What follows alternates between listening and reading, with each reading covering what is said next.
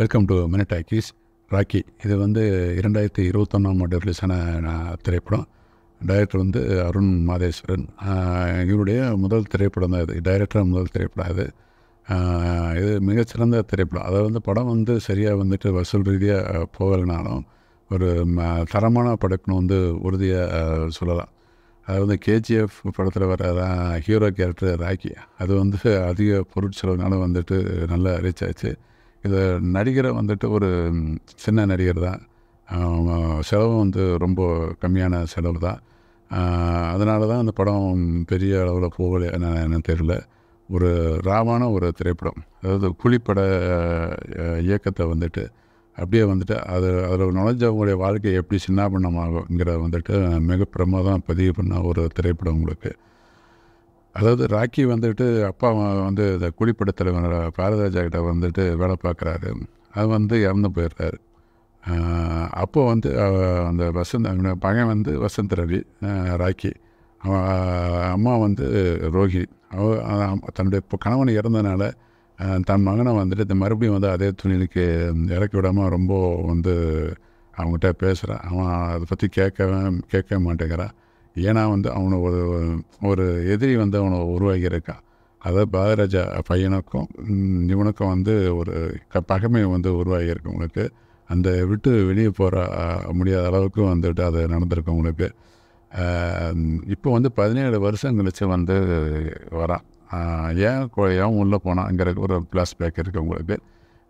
வெளியே வந்த பிறகு வந்துக்கிட்டு அவனை கொல்றதுக்கு வந்து பாரதிராஜா ட்ரூப், அதாவது அங்கே தான் வேலை பார்த்தேன். அவங்ககிட்ட தான் வந்து பாரதிராஜா செல்லப்பிள்ளை இருந்தான். பட் அவரே வந்துக்கிட்டு அவனை வந்து கொல்றதுக்கு வந்து ட்ரை பண்ணுறாரு உங்களுக்கு. இதுதான் வந்து கதையோட முக்கியமான ஒரு இது. இப்போ அவங்ககிட்ட இருந்து எப்படி தப்பிச்சார், அவங்க குடும்பத்தை வந்து தன்னோட குடும்பத்தை எப்படி காப்பாற்றினான் ராக்கி, அம்மா, சகோதரி, தங்கை, அதை அவர் வந்து தங்கையுடைய மக 10 வயசு மக, இவங்களெல்லாம் எப்படி காப்பாற்றுறாங்கிறது தான் கதை உங்களுக்கு. அதாவது இவங்க வந்து அவனை கொல்றதுக்கு ட்ரை பண்ணுறாங்க, இவங்க வந்து இந்த குடும்பத்தை காப்பாற்றுக்க போராடுறான். இதுதான் கதை உங்களுக்கு. மிக பிரமாதமாக சொல்லியிருப்பாங்க உங்களுக்கு படத்தை. உங்களுக்கு ஃபைட்லாம் வந்துட்டு ரொம்ப பிரமாதமாக பண்ணியிருப்பாங்க. நைட் ஃபைட்டில் வந்துட்டு லாங் ஷாட்டில் வந்துட்டு அது எடுத்த விதமே வந்து ரியல் ஃபைட் நடக்கிற மாதிரியே இருக்கும் உங்களுக்கு. பாரதிராஜா வந்து தூரத்துலேருந்து பார்த்துக்கிட்டு இருப்பார்.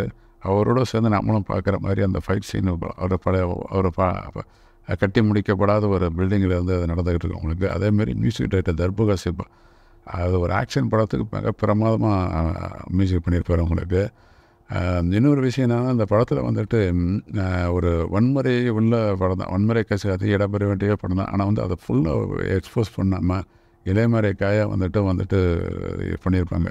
ஒரு கொலை நடக்கிற வயலண்ட்டாக நடக்கிற கொலையை கூட வந்துட்டு ஸ்ட்ரைட்டாக காட்டாமல் அது வந்து ரொம்ப கொடூரமாக அவன் கொலை பண்ணியிருக்காங்கிறத வந்துட்டு நமக்கு மனசில் வந்து பார்வையாளருக்கு கடத்திருப்பாங்க உங்களுக்கு.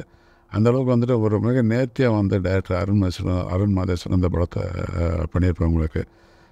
இந்த படம் வந்துட்டு நீங்கள் வந்து தியேட்டரில் பார்க்காட்டி நீங்கள் யூடியூப்பில் இப்போ வந்திருக்க அவசியம் பாருங்கள்.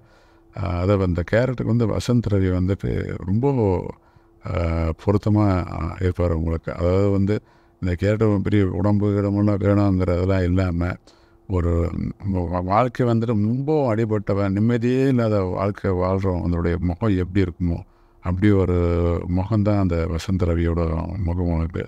இந்த கதைக்கு வந்து அப்படி ஒரு பொருத்தமாக நடிகரை வந்து டைரக்டர் வந்து செலக்ட் பண்ணியிருக்காரு. அது ஒரு படத்தோட வெற்றிக்கு வந்துட்டு ஒரு நடிகருடைய தேர்வு கூட முக்கியம்னு வந்து சொல்லுவாங்க. அது வந்து இதுக்கு இந்த படத்தை உறுதியாக சொன்னோம். அதேமாதிரி பாரதி சார் இது வரைக்கும் நடித்த படத்துலையே எனக்கு ரொம்ப பிடிச்ச படம் அந்த கேரக்டர் வந்து இந்த படம் தான் உங்களுக்கு. அந்த அளவுக்கு வந்துட்டு கூலிப்படை தலைவனை வந்துட்டு இரக்கமே இல்லாத ஒரு நபரை நடிக்க வச்சுருப்பாங்க. அதேமாதிரி தன்ராஜ்னு ஒரு கேரக்டர், அவன் வந்து கொடூரமான ஒரு வில்லன் வந்துட்டு.